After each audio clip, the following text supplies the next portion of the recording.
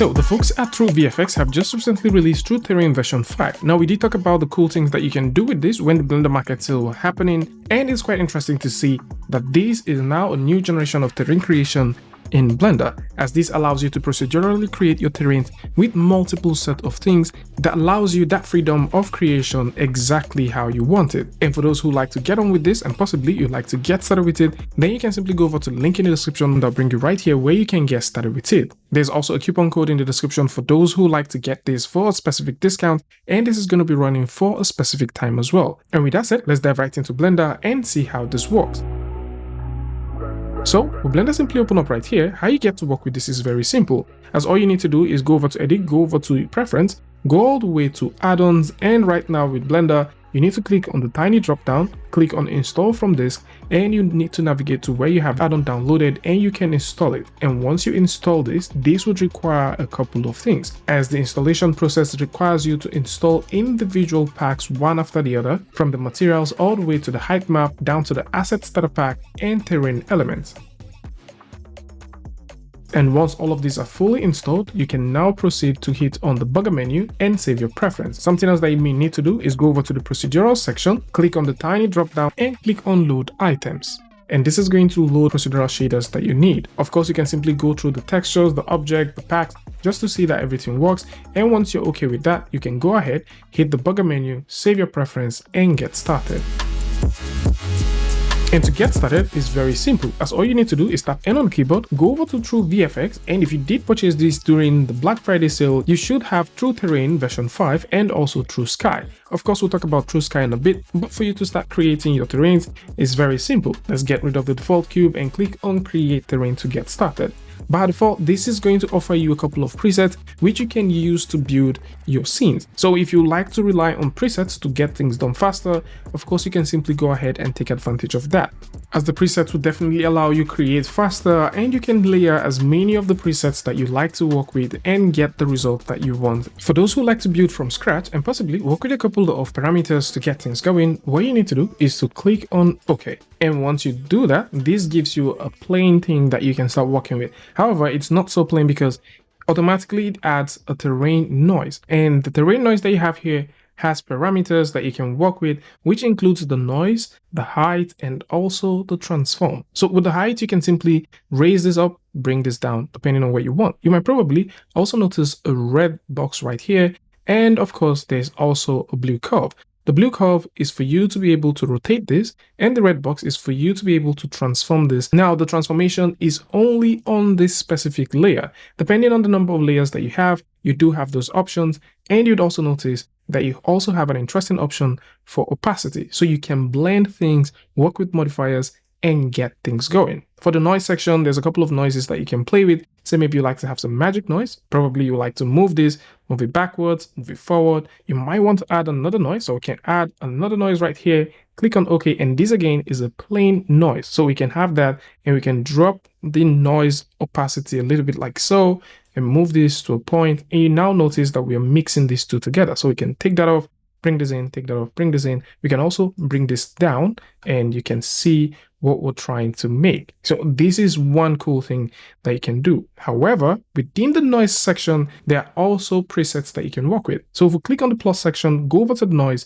take a look at this preset. You like to get some hills? Okay. Rocky stuff? Okay. Mountain? Perfect. Select any of the ones that you want, go ahead, click on OK, and that is going to bring that right in. If you want to scale it down, you can. So you can scale this down if you choose, and you can mix and match stuff together. Again, wherever this exists within the layer and the amount of opacity that it has actually influences the overall result. And this is not the only way that you can make stuff. Let's go ahead and turn all this off and talk about some more. So if you click on this plus sign, go over to the height section, you also notice that you've got some predefined heights that you can use. Maybe you would like to throw in the, TrueVFX Mountain 02. Maybe you want to have that. You can click on OK. And this also gives you an interesting option where you can move this. By the way, if you like to scale this entire landscape, you can. So we can go over to the size section and crank this up. Okay. You want to make it bigger, go ahead and do that. You want to make it smaller, go ahead and do that and get this going. So we can do that as well, and the same principle apply. We can reduce this size if we want, drop down the opacity if we want, move this around, position that, add some more stuff, just kit bash these things however you think it best suits what you're trying to create. In some instances, when you're working with a height map, you can also choose to repeat these height maps however you want. Let me show you guys what I mean. So if we go ahead and turn all of this off, and we'll probably want to repeat this, let's drop the size to about 500, drop it down there, go over to where you have your extension, click on repeat, and this starts repeating. And this is definitely going to be super useful for a lot of things. There's also situations where you can just go ahead and extend this and you can have more of an extension. You can also choose to keep this as mirror to get that sort of repeat-like style stuff and, move this however you want. But for our case, we can keep this as clip, and we can also clip the outside height. So you notice we've got this height outside here. We can clip them. Let's turn this off so we can see this clearly. So we can clip them by simply cranking this to a desirable position. So we can get that there, and we can also go ahead and clip these other parts as well. Get something that works for you, and you have that going on. So you can now pick this, move this around, add the other ones again, and get some very cool results going for you. And all we've just explored is how you can use the layer types. So you can play with textures as well if you want. Click right here. There's a ton of textures that you can use, create whatever you want. Click right here as well, go to the play tool. There's also a couple of play tools that you can work with. And these layer types, alongside the other presets that we mentioned earlier, can be used to make amazing looking landscapes. And you can just simply mix and match these things together. Let me show you what I mean. If you click on this button, you also have presets. So to these presets that we're just launching, what these presets are a combination of all of those layers that we've mentioned. So you notice all of these layer types that we've mentioned, they now exist as simple presets, which means you can select any of these and you can make your very own changes to any of these layers, or you can load them in as individual presets. So we can click, go over here. Let's say we'd like to get that nice one that is called the smile. So we can go ahead and get that. Click on apply, and that brings in the whole collection. So you don't necessarily need to start making these things yourself. You can now have this and mix it alongside some other things that you've worked on before and possibly play with your opacity to get a nicer looking result. Of course, for those who like to just see what the camera sees, possibly you don't want to render the other part, you can use the camera culling, and this is definitely going to see only what the camera sees. On the other hand, you can also go over up here and you can set this to resolution adaptive, and this is going to come with the camera culling. And if you simply jump out of the camera view, you would notice that the camera is only rendering high quality resolution only where it sees. You can add this alongside camera culling to kind of save on performance, especially when you're trying to do some stuff. But in most cases, I'm just going to go ahead and let this one be, as we would like to just get a flat out resolution across the whole scene. This resolution can be cranked up and brought down, and you can work alongside the viewport amount.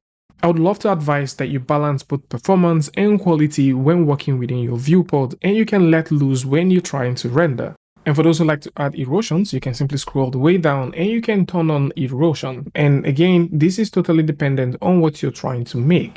There's also a few more things right here, which I think might be useful. The blending option also comes with a couple of masks and also mask modifiers that you can use. There's also modifiers that you can use to do some modification to your terrain. So these things are very procedural the way they work, and it is quite interesting what you can now make with it. TrueTERRAIN version 5 comes with a couple of water tools and presets that you can work with. So if we go ahead and click on add water, we can simply add water. We can either make this as a separate object, or we can simply leave this the way it is, and we can proceed to select the kind of water feature that we would like to work with. So if we click on lake and click on OK, this is going to add a simple lake to our scene. You can use the eyedropper from the position tool to position this lake exactly where you want it to be. We can also click and say maybe we'd like it to be somewhere like here, and you can notice that. So we might also want to just make this lake go down to a point like so, and we can keep it that way. Certain instances might also require you to use the slider to sort of slide things down, and in most cases you might also want to turn on the use depth, which is going to block out some of these parts right there. This is quite similar to what you have with the ocean tool. So if we click and select the ocean, we can also go ahead and add an ocean to our scene. So let's go ahead and turn this off and turn on the ocean, And with the ocean tool, we can add the depth and play with the height to sort of get the exact height of what we are trying to make. And because this tool is fully procedural, we can go over to the terrain section at any point in time and make changes to the terrain. And this would automatically adjust to accommodate for all of those changes. Now, to define rivers or to simply draw out rivers is very easy, as this requires you to go over to the plus sign where you can add water and click on add river. And once we add the river, the next thing we need to do to start defining the river part is to simply click on the draw tool, or if you have a curve, you can link that curve there. If you don't have one, clicking on the draw tool would offer you an option to draw out the river how you want it to flow. And once we have that, and we simply go ahead and take a look, you would now see that we've got our river flowing exactly how we want it to. Different water bodies have different parameters, and it is worth mentioning that you have to confirm which affects your terrain the way you want.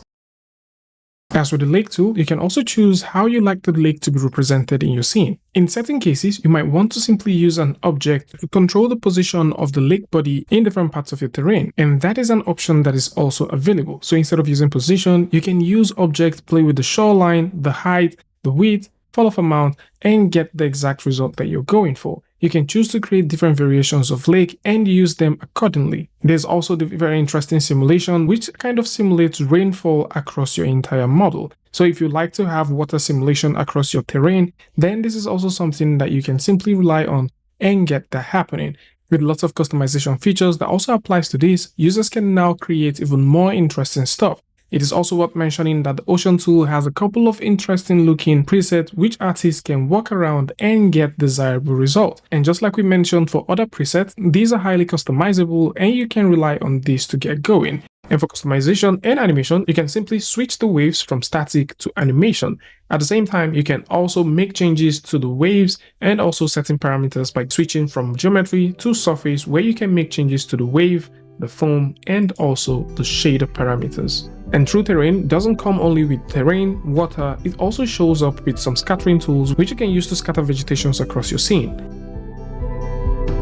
TrueTERRAIN version 5 ships with some very interesting scattering tools, and to create your scatters is very simple, as all you need to do is switch over to the scatter section within the TrueTERRAIN version 5 panel and click on create scatter system. You can choose to click on OK to work with the default, or you can select any of the scattering options that exist right here. In this instance, we're going to click on bushy forest, and we can click on OK to load the bushy forest across our entire terrain. And just like every other scattering tool, this now scatters everywhere. You can choose to play with the scattering amount, the viewport amount, and a couple of other parameters right here. For the scattering amount, we can set this all the way to 2 just to make sure that we have enough in the scene, and we can also proceed to add more stuff. And just like with the terrain panel and the water panel, we can layer these however we want. In this case, we can also say we'd like to drop the viewport count to save on performance, and you can choose to turn on or turn off any of the layers. There's something that's pretty interesting that you may have noticed. If you take a look at all of the scatters that we have, some are scattering right inside of the water. And this is something that we don't want.